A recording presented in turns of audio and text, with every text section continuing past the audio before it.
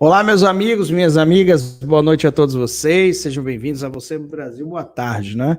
Hoje eu vou fazer a live um pouco mais cedo, porque hoje eu resolvi falar sobre, não tem muita novidade, né? Muita coisa acontecendo diferente daquilo que a gente já vem falando, a gente está muito mais à frente atualizado do ponto de vista dos acontecimentos que estão por vir do que outros canais, então não vou ficar aqui, vou aproveitar que a gente está bem adiantado e hoje eu vou usar esse vídeo para a gente falar um pouco sobre filosofia e vergonha na cara. Né? Duas coisas importantes, né? Todo homem deveria ser um pouco filósofo e ter muita vergonha na cara. Então hoje eu vou falar sobre isso, porque hoje nós teremos aí um encontro, né? O encontro aí dos grandes titãs aí, né? O Nando Moura, falido, que resolveu apoiar o Bolsonaro e agora é o arrependido, e o Nicolas, que é o aproveitador, que surfou na onda Bolsonaro e continua surfando e quer surfar cada dia mais, né? O Nicolas é um menino de fralda, que eu já vi aí, sem nenhuma expressão de realidade, sem nenhuma visão de realidade. É um cara, é um bolsogado mesmo, um gadinho mesmo, total, não tem conhecimento de nada. Falou até que, disse com relação à picada, falou um bocado de coisa, aí teve que ir para a mamata de Dubai, né? Lógico, né? Besta. Foi lá curtir Dubai, lógico, para criar nessa relação, porque ele quer ser um deputado no ano que vem, ele vai sair deputado. Então o que acontece? Ele vai ser candidato, então lá foi fazer o seu merchan lá em Dubai, né? E para isso teve que tomar picada, mesmo que ele disse que era contra e tal, aquela coisa toda. A outra coisa é que ele falou que ia viajar pelo mundo para pregar o evangelho, né? Vou lhe pedir um favor, Nicolas, não sai daí, não, fique aí mesmo. O mundo não precisa do seu evangelho. Eu conheço o evangelho que você crê. Não serve aqui, não serve, não funciona, tá?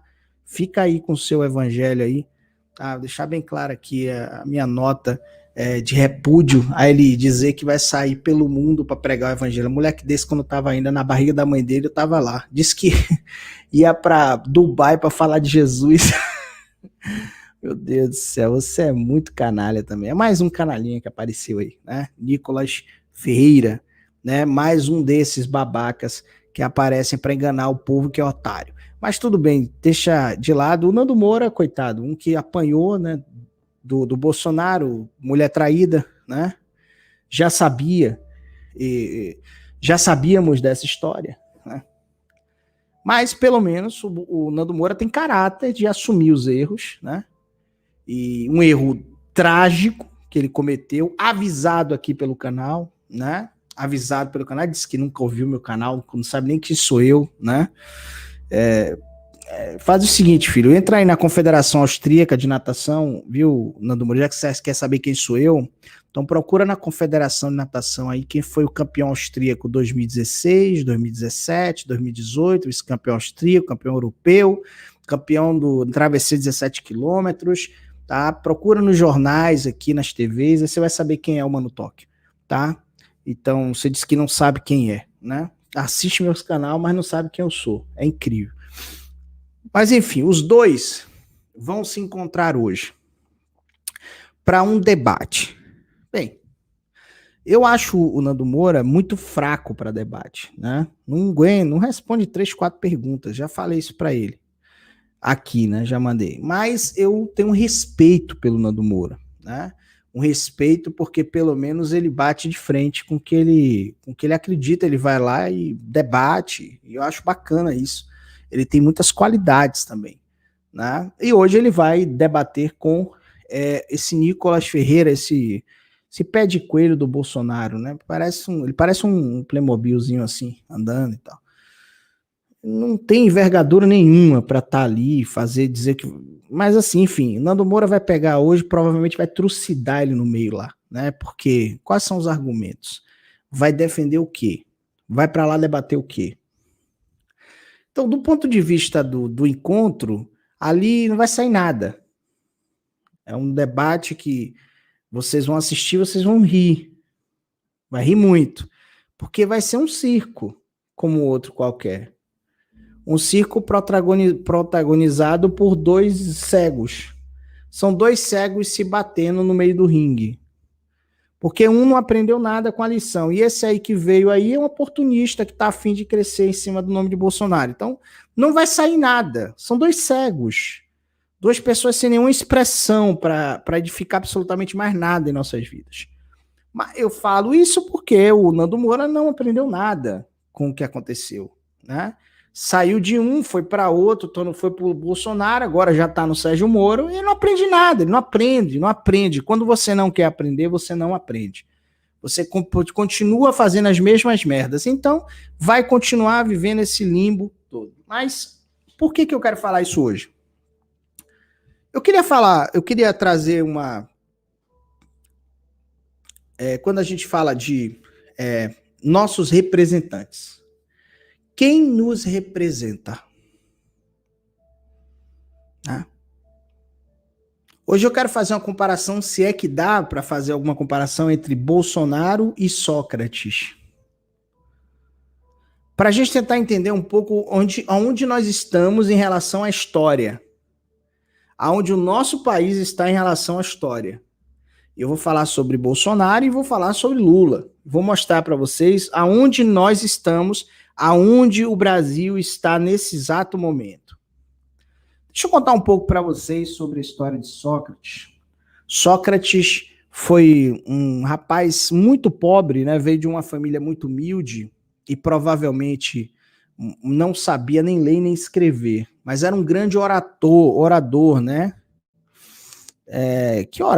Orar vem de expressão do coração, né? A palavra oratória, ela vem daquilo que vem do coração. Então, diferentemente dos sofistas da época, que cobravam para falar aquilo que as pessoas queriam ouvir, pegue bem essa dualidade agora, o Sócrates vem de uma linhagem pobre e não cobrava nada para falar. E ele falava em público, nas praças e principalmente em Atenas, sempre, sem cobrar absolutamente nada. E a grande luta de Sócrates, os grandes inimigos de Sócrates eram aqueles que cobravam para falar aquilo que as pessoas queriam ouvir.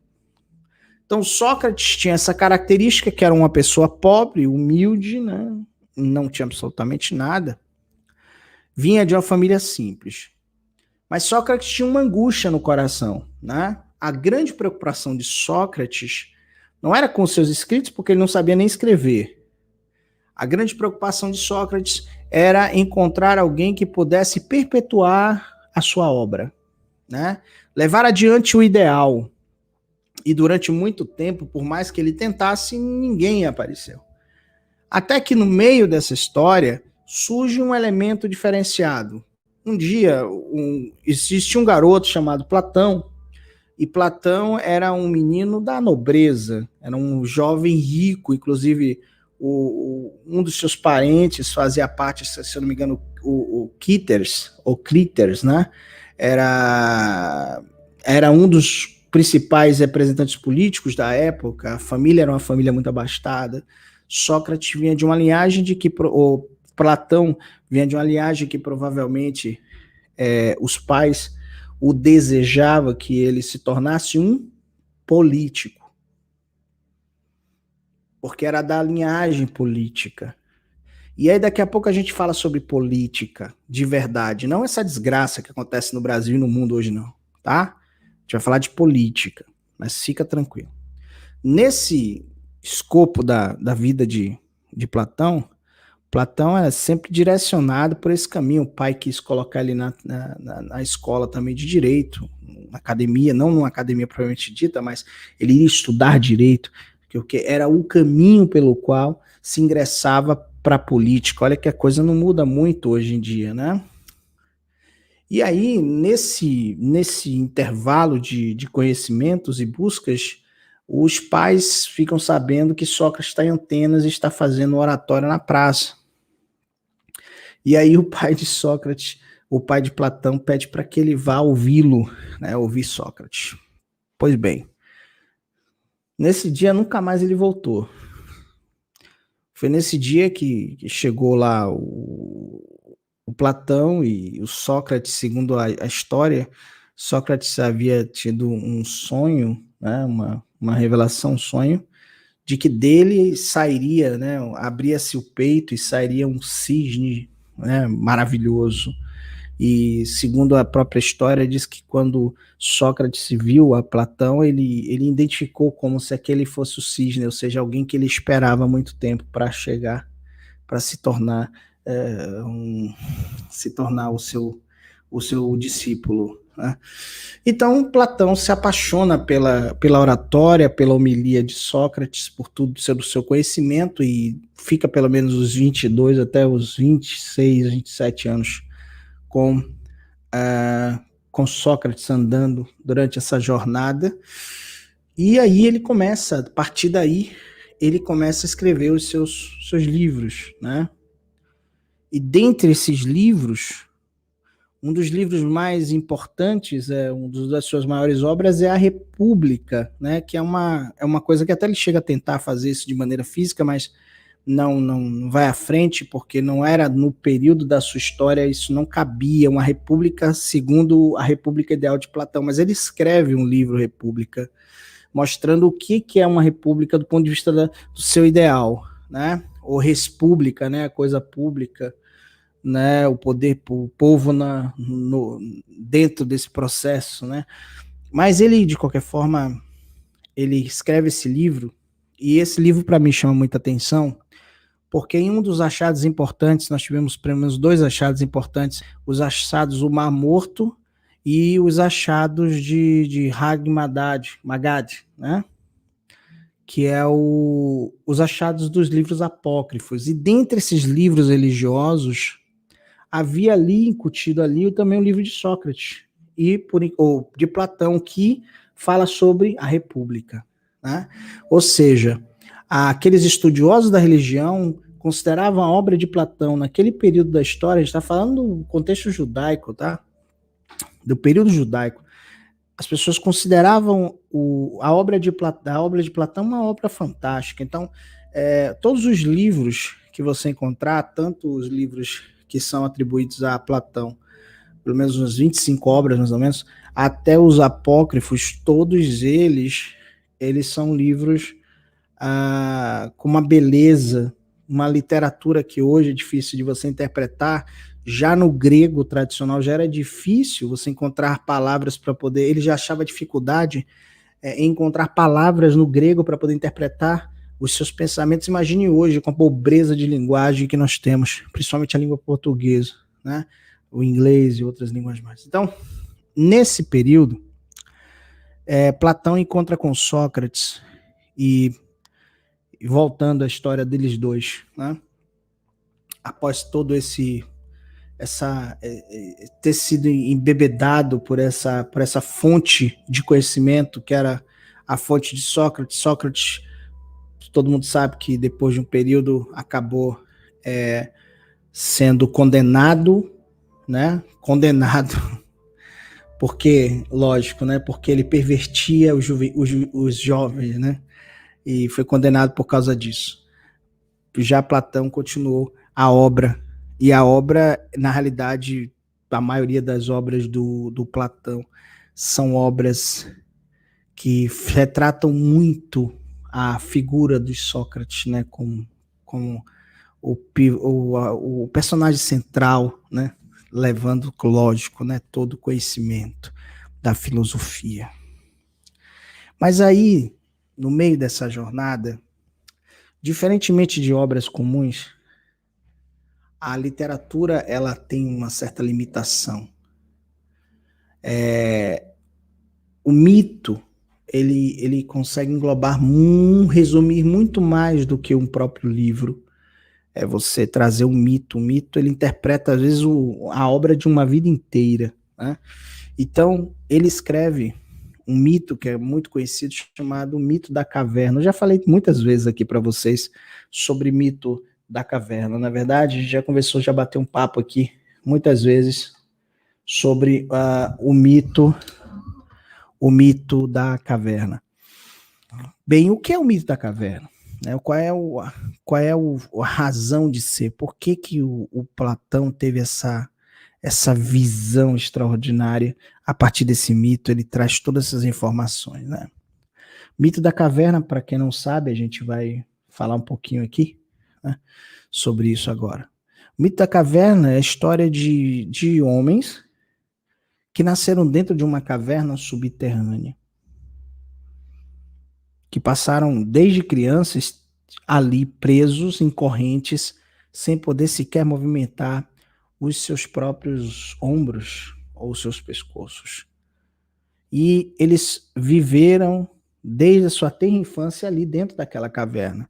Dentro da caverna havia um paredão, e nesse paredão sombras, né? Silhuetas de sombras dançavam de um lado para o outro, né? O tempo todo, levando a atenção, né? Ou seja, roubando a atenção daquelas pessoas que estavam presas, acorrentadas dentro da caverna. Era o tempo todo assim. Né?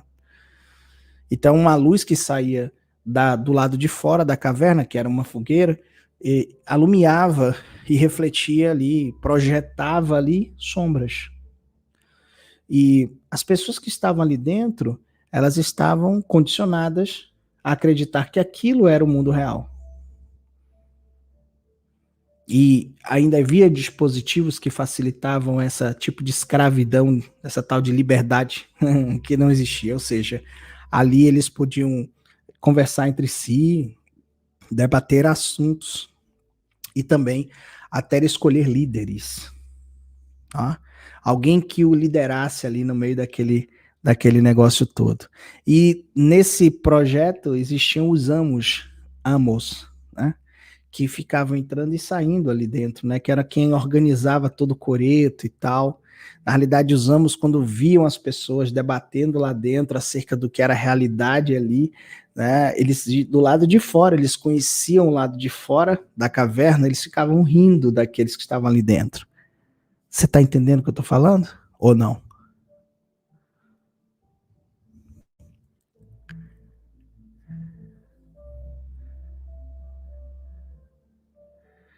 Enquanto aqueles ficavam discutindo, Lula e Dilma ali dentro, e Bolsonaros, os amos estavam do lado de fora rindo, achando que aquilo ali era liberdade. Todos discutindo sombras que passavam em paredes.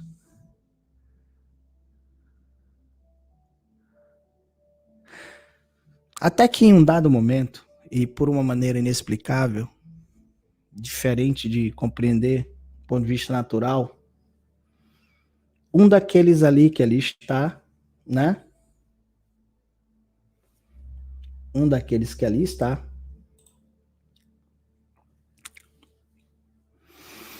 resolve se libertar. Ele encontra uma oportunidade, sai das correntes e vai para fora. Quando ele chega ao lado de fora da caverna, ele fica cego. E aí ele começa a pensar, meu Deus do céu, por que eu fiquei cego? É melhor ter ficado lá dentro e tal, mas aí o tempo vai passando, por quê? Porque a luz causa vertigem, né? No meio da escuridão. O impacto da luz inicial, quando você recebe uma notícia, recebe uma informação que você não esperava, o primeiro impacto é muito chocante, paralisa você. Então ele teve aquele momento ali, a luz chegando, daqui a pouco ele começa a abrir os olhos e vai se adaptando ao externo, ao ambiente externo, e ele percebe as árvores, percebe os lagos, percebe os rios. Ou seja, ele recebe o conhecimento. A partir daquele momento, é isso o que a ideia de que Platão escreve o mito, a ideia é essa, é que a partir do momento que você sai para fora da caverna, você se torna um filósofos, ou filosófos, ou seja, ali vem a filosofia, o amor da sabedoria, né? Ali você descobre o saber. Por quê? Porque você estava na caverna. E você encontrou a luz. Então, até aquele momento, você é um ente do saber. Você descobre a revelação. Mas aqueles amos ali também eram filósofos ali, aqueles amos que entravam e saíam da caverna também eram. Que, que organizavam as eleições entre eles dentro da caverna. Eles também eram. Eles conheciam o saber. Tinham o saber. Qual a diferença? A diferença é que um filósofo, ele, em dado momento, ele tem que fazer uma escolha. O conhecimento, ele, na ideia de Platão, pelo menos aqui nesse mito, nesse personagem, é que o filósofo precisa se tornar político. E ele só se torna político quando ele retorna para a caverna. Porque não adianta nada você ter esse conhecimento só para si. Ou então nasce o papel político nesse escopo. O fundamento político, o animal político é quando ele é colocado em uma posição para levar luz àqueles que o colocam. Essa é a ideia de política. É voltar a dentro da caverna e tirar aqueles que estão aprisionados. Então, esse é o pensamento da verdadeira política. Você vê essa política com Bolsonaro, Lula, Dilma, Ciro Gomes e qualquer um desses aí? Pronto. Então, vamos voltar. Então, ele volta para dentro da caverna e tenta convencer os amigos de que aquilo que eles viviam não era real. Ele sabe que está indo lá, ele sabe o risco que ele corre, mas ele paga o preço porque ele tem um compromisso político com a sabedoria.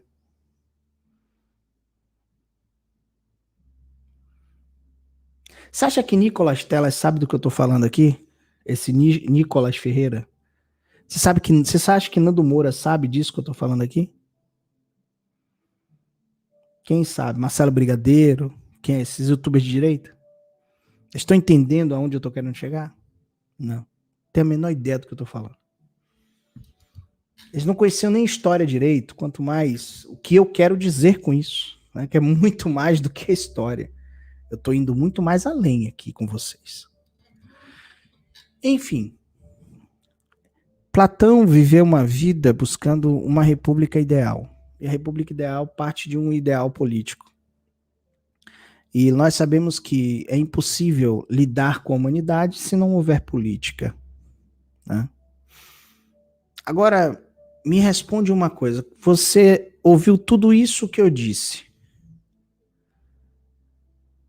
E depois de tudo isso que você ouviu, você consegue acreditar nisso aqui?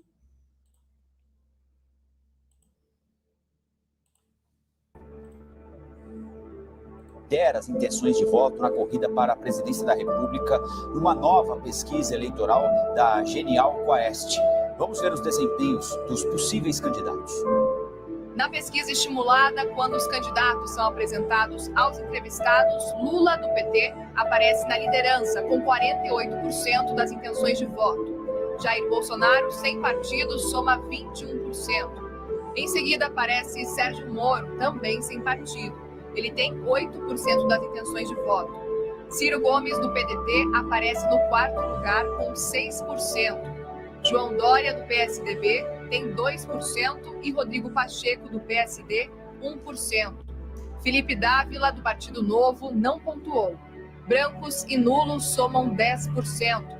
Indecisos, 4%. A pesquisa ainda simulou um segundo cenário, ainda para o primeiro turno. Vamos ver. A pesquisa também simulou um cenário com Eduardo Leite como candidato do PSDB no lugar de João Dória.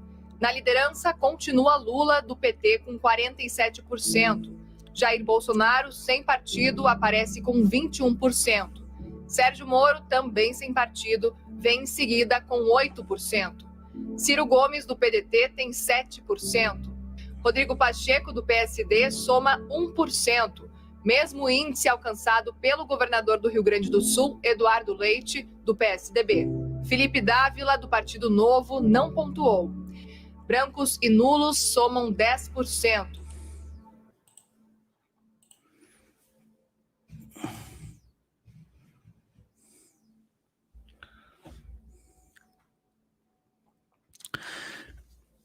Você consegue imaginar isso? Os candidatos do Brasil, Lula, Bolsonaro, Sérgio Moro e Ciro Gomes.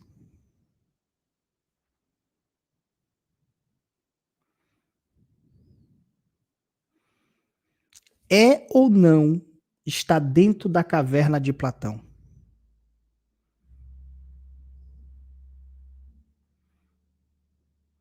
São esses homens que representam a política. O destino do nosso Brasil. E eu não estou nem indo para o parlamento, tá? Estou falando de um só posto, o posto maior do nosso país. O chefe de Estado da nossa nação. Eles colocam para nós escolhermos, né? Lula, Bolsonaro, né? Sérgio Moro ou Ciro Gomes.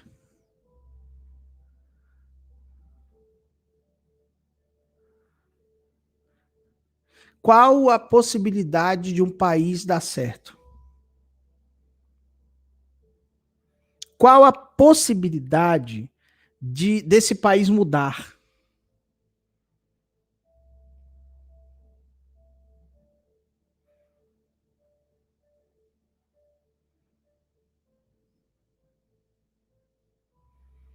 Desses 4, nenhum leu Platão. Se tivesse lido de verdade, nem faria o que faria. No máximo, leram Maquiavel.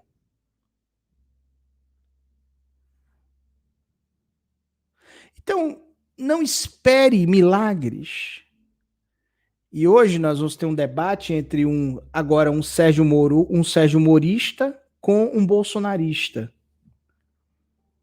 Nando Moura apoiando o Sérgio Moro, né, que não cansa de ser enganado. Esse Nando Moura parece que gosta, né, que é aquelas mulheres que gostam, né, do camarada que infelizmente trata feito uma cachorra. Ele parece que gosta de apanhar, né, de malandro. Parece, tá parecendo, porque não passa um, passa outro, ele não perde a oportunidade de apanhar de um malandro, não. Esse aí gosta de apanhar. E agora, vem Moro 22, vem Bolsonaro 22, hoje é a escolha vai ter o debate dos dois. Os dois ícones, né, comentaristas políticos do Brasil. Aí, às vezes, eu tenho que concordar com o André Marinho, né? Às vezes eu tenho que concordar com o menino, que apesar de ser um menino jovem, tem muito mais potencial para falar menos merda e falar coisas realmente mais construtivas do que esses que estão aí, né? Então, concluímos hoje sobre um pequeno pedaço da história de Platão. Eu acho que vale a pena. Eu estou falando isso para vocês porque vai ter hoje um debate, né, desses dois, e eu quero deixar aqui, eu não tenho nada contra o Nicolas Ferreira, não tenho nada contra o Nando Moura, né? Nada contra, mas são dois meninos para mim. Já falei aqui, não vou perder meu tempo, né? Dois meninos completamente despreparados para a vida, né? E vão fazer muita merda ainda aqui para frente ainda, né? Tem muita merda para fazer aí na internet, né? Tem um potencial de fazer merda incrível. Mas eu queria falar sobre economia com vocês, porque a gente fala, né, e as pessoas não acreditam até que o mundo econômico começa a se expor. Então você que acompanha o canal, isso aqui foi hoje, tá? Há pouco tempo atrás saiu essa publicação aqui, e eu quero aproveitar e colocar para vocês. Talvez você tenha essa oportunidade agora de entender a seriedade do que eu falo aqui. Agora, um economista falando sobre o assunto Brasil hoje.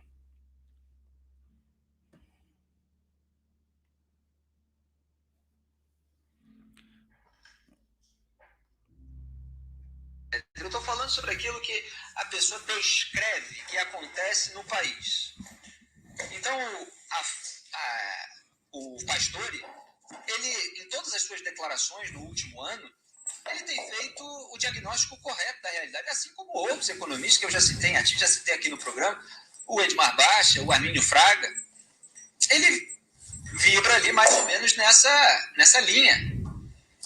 Então, você tem, por exemplo, em termos de declaração do Pastore, o Brasil está em frangalhos porque o Bolsonaro está em campanha eleitoral 100% do tempo. Esse governo deveria começar a governar, o que acho que não começou até agora, está em campanha. Há algum tempo eu tenho dito que a tendência do real é ficar fraco, e tem operador de banco que ganha dinheiro em cima disso, que defende para os seus clientes que o real vai se valorizar. O interesse dele é o bônus. O cara engana a si mesmo e depois toma um susto, aí já é tarde. Não estou dizendo que o real é fraco porque eu sou malévolo. Eu estou falando porque estou vendo o risco, pipocas. Não estou interessado em vender um produto falso, mas em olhar as coisas como eu vejo. Fecho a... Aliás, eu até dei um comentário uns meses atrás a respeito desse pessoal, né, que vende, né, tem analistas financeiros, vem investir aqui, né? E aí tá lá o pessoal bolsominion faturando ali com os bolsonaristas em redes sociais, crédulos, muitos deles ingênuos, né? Não sei se até agora. E a pessoa tá lá vendendo um futuro que não existe, que não chegou até hoje. Pronto. Então, são os economistas que olham para o Brasil hoje assim, ó, deu PT. Alguém vai pagar essa conta. E quem vai pagar essa conta? Você, que está com seu dinheiro em real no Brasil.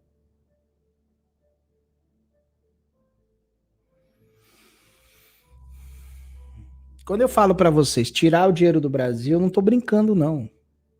Aqui não é uma sugestão, não. Você já deveria ter feito isso há muito tempo. Tirar o capital do Brasil hoje é uma questão de inteligência financeira. O Brasil hoje é o lugar mais arriscado para você deixar o seu dinheiro.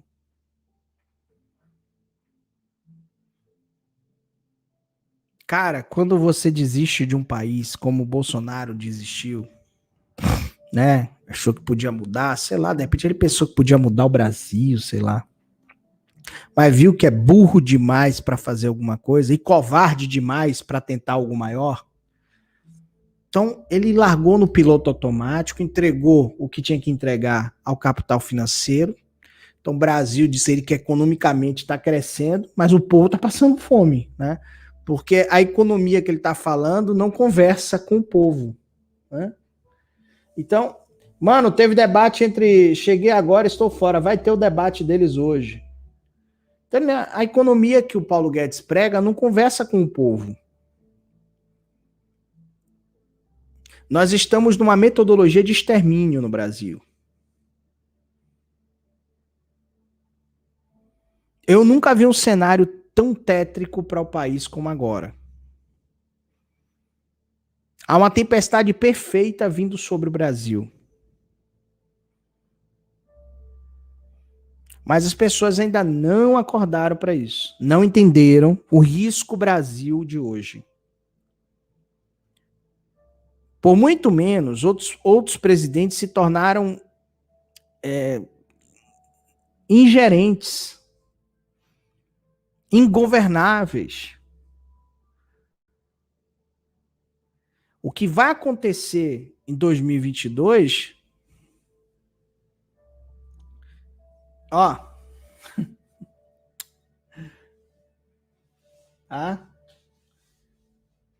Estamos no caminho sem freio, né? Eu não sabia que tem debate e ia estar essa gente louca. Carai, tu existe ainda, foi para Mantoque o que deu. Eu não sabia que tem debate desses presidenciáveis, né? Então hoje Nando Moura estará junto com Nicolás Ferreira, né? Já falei sobre esse assunto hoje. Já dei a minha opinião, vai ser um circo, mas é um circo que muita gente vai rir, porque vai ter muita pataquada e vai ter lá um menino, um playboyzinho, dizendo que ia pregar pregar o evangelho em Dubai. Cara, tem que ser muito ingênuo para acreditar nesses meninos. Mas é isso aí. Abraços a todos, tá? E Nicolas, por favor, não venha pregar o evangelho na Europa. Por favor, não faça isso. Por favor, peço 1000 vezes a você, não faça isso. Fique com o seu evangelho aí no Brasil. Tá bom demais. Eu vi o que o evangelho que você acredita aí no Brasil fez com o Brasil, tá? Fica aí, vem pra cá não. Fica tranquilo aí. Se quiser vir aqui tomar um vinho, sei lá, dar uma volta, comer um queijo, a gente até se encontra, faço até questão de te conhecer. Não tem problema não, mas não vem pra cá pregar o evangelho não, por favor. Vendo? Não, esquece, fica com o seu evangelho, tá? Então, o debate vai ser hoje à noite, vai ser muito divertido, né? Vai ser uma comédia e quem quiser se alegrar um pouco, né, com as palhaçadas dos dois, acho que vai ser legal, viu? Então, mas agora falando de coisa séria, né? Falando de coisa séria, o link para você entrar no meu grupo de WhatsApp, para você aprender a abrir conta fora do Brasil e tirar o seu dinheiro do Brasil, o link é esse que eu estou colocando aí para vocês no chat agora. Então não perca essa oportunidade, você que quer saber como você investir o seu capital fora do Brasil e converter a sua moeda em outra moeda de maneira segura, abrindo a sua própria conta, eu te ensino, você manda os links para você e você mesmo faz, tá bom? Abraços a todos, muito obrigado, gratidão. E agora, cara, já deu horário, 9h30, eu vou dormir mais cedo hoje.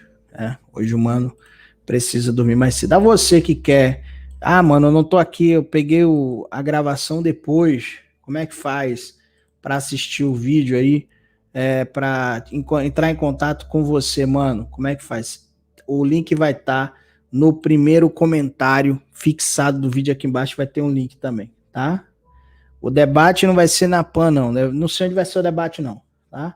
Só tô sabendo que vai ter o debate, me falaram. Abraço, tamo juntos, valeu!